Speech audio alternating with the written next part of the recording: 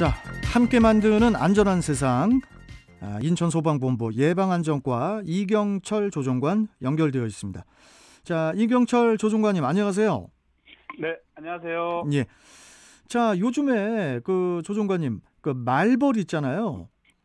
예, 그 말벌이 기승을 부린다고 하던데 그 벌 쏘임 사고 사망자 중에 32%가 그 추석 벌초 작업을 하다가 발생하고 있다고요? 네, 그렇습니다. 소방청에서는 추석을 앞두고 벌쏘임 주의보를 지난 4일 경보로 상향 발령하였습니다. 지금 같은 시기인 9월은 벌의 산란기인 만큼 벌의 개체수가 많아질 뿐만 아니라 주변에 아주 작은 움직임에도 벌들이 민감하게 반응해서 굉장히 공격적으로 바뀌는 성향이 있는데요.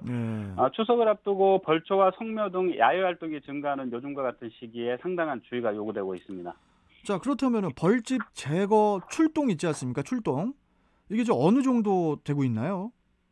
네, 전국에서 벌집을 제거해달라고 해서 119 구조대가 출동한 건수가 최근 3년간 47만 7,600여 건으로 굉장히 많은 출동을 하고 있는데요. 그렇네요.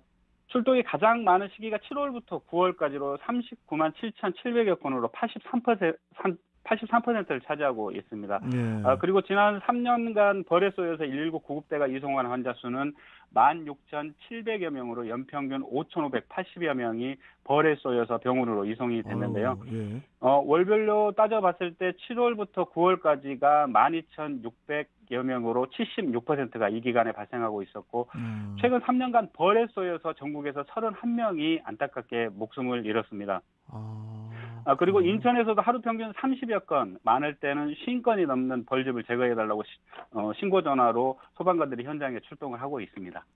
이거 지금 그 조종관님 벌 쏘임 사고가 되게 많네요. 그렇습니다. 와, 이거 참. 그러면은 최근에 그 사고 사례로는 어떤 것들이 있었습니까? 네. 지난 6월 하순경에 경북 봉화군에서 말벌 퇴치 작업을 하던 60대 남성이 벌에 쏘여서 병원으로 옮겨졌으나 숨졌습니다. 이 남성은 본인이 관리하던 양봉장 주변에 접근한 말벌을 퇴치하려다가 말벌에 쏘인 뒤에 집안 거실에 쓰러져 있다가 병원으로 옮겨졌으나 목숨을 잃었는데요. 지난 9월 초에도 충남 서천군에 있는 야산에서 동료 3명과 함께 감벌 작업을 하던 한 남성이 장수말벌에 수차례 쏘여 의식을 잃고 쓰러졌고 주변에 있던 동료가 119를 신고를 하고 심폐소생술까지 했지만 끝내 사망하였습니다. 인천에서도 올해 벌에 쏘여서 병원으로 이송된 환자만도 80여 명이 넘는데요. 지난 7월 초에는 남동구 논현동에 있는 한 주차장에서 4살 된 남자아이가 말벌에 머리를 쏘였습니다. 이 아이는 말벌에 쏘이고 난 후에 처음에는 괜찮다가 벌에 쏘인 지 15분이 지난 다음 벌에 쏘인 부위가 머리가 심하게 붓더니 출혈까지 동반을 해서 어지러움증과 호흡곤란으로 호소해 병원으로 이송이 되었고요.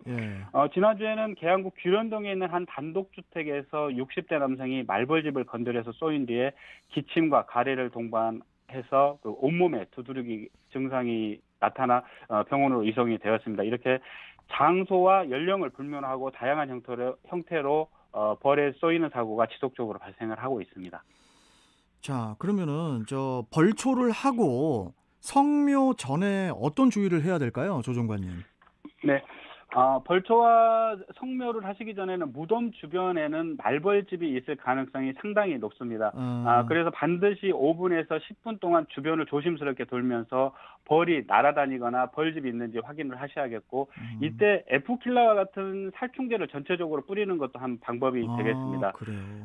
그리고 한 지점에서 말벌이 왔다 갔다 한다면 그 주변에 벌집이 있을 가능성이 상당히 높은데요.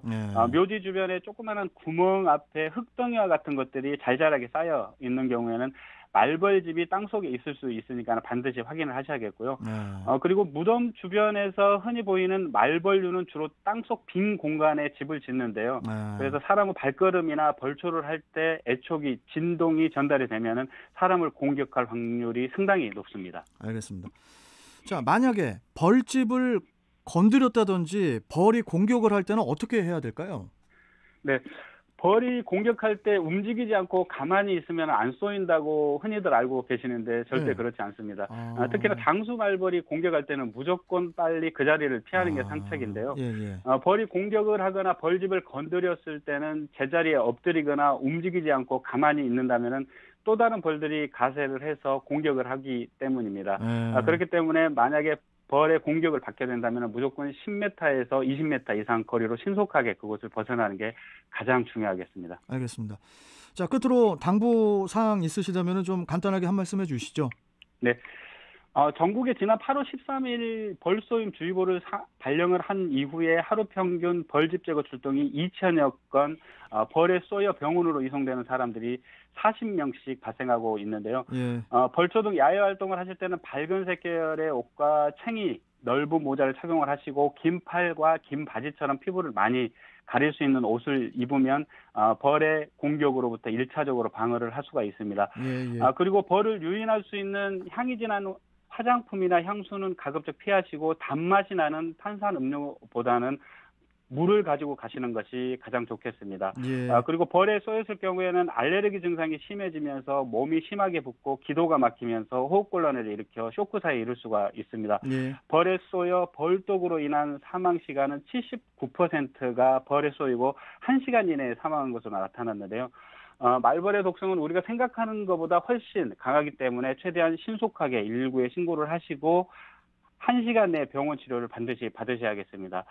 끝으로 벌집을 발견을 했을 때는 보호 장비 없이 직접 제거하려고 하는 것 굉장히 위험합니다. 예. 가급적 119에 신고를 하셔서 도움 받으실 것을 당부드리겠습니다. 네, 알겠습니다. 자, 오늘 말씀 잘 들었습니다. 고맙습니다. 네, 감사합니다. 네. 자, 인천소방본부 예방안전과 이경철 조종관과 함께 했습니다.